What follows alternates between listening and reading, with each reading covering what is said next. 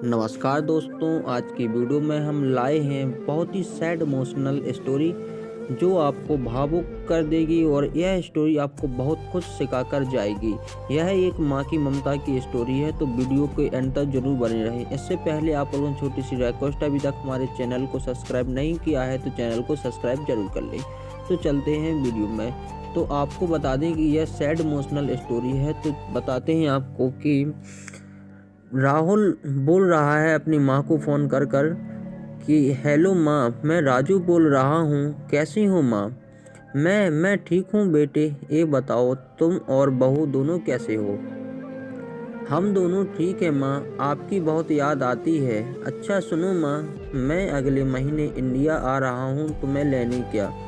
हाँ माँ, अब हम सब साथ ही रहेंगे। नीतू कह रही थी माँ जी को अमेरिका ले आओ, वहाँ अकेली बहुत परेशान हो रही होगी। हेलो, सुन रही हो माँ? हाँ हाँ बेटे। बूढ़ी आंखों से खुशी की आंसुधारा बह निकली। बेटे और बहू का प्यार नस नस में दौड़ने लगा। जीवन के 70 साल गुजार चुकी सावित्री ने जल्दी से अपने पल्लू से आंसू पोंछे और बेटे से बात करने लगी। पूरे 2 साल बाद बेटा घर आ रहा था। बूढ़ी सावित्री ने मोहल्ले भर में दौड़ दौड़ कर एक खबर सबको सुना दी। सभी खुश थे कि चलो बुढ़ापा चैन से बेटे और बहू के साथ गुजर जाएगा। राजू अकेला आया था। उसने कहा कि माँ, हमें जल्दी ही वापस जाना है, इसलिए जो भी रुपया पैसा किसी से लेना है वो लेकर रख लो। और अब तक मैं किसी प्रॉपर्टी डीलर से मकान की बात करता हूँ। मकान? माँ ने पूछा। हाँ माँ, अब ये मकान बेचना पड़ेगा, वरना कौन इसकी देखभाल करेगा? हम सब तो अब अमेरिका में ही रहेंगे। बूढ़ी आंखों ने मकान के कोने कोने को ऐसे निहारा जैसे किसी अबोध बच्चे को सहला रही हो। आनंद फालन और ओने कोने पाम में राजू ने मकान बेच दिया। सावित्री देवी ने वो जरूरी सामान समेटा जिससे उनको बहुत ज़्यादा लगाव था। राजू टैक्सी मंगवा चुका था। एयरपोर्ट पहुंचकर राजू ने कहा, माँ तुम यहाँ बैठो, मैं अंदर जाकर सामान की जांच और बोर्डिंग और वीज़ा का काम निपटा लेता हूँ। ठीक है बेटे। सावित्री देवी वहीं पास की बेंच पर बैठ गई। काफ़ी समय बीत चुका था। बाहर बैठी सावित्री देवी बार बार उस दरवाजे की तरफ देख रही थी जिसमें राजू गया था, लेकिन अभी तक बाहर नहीं आया।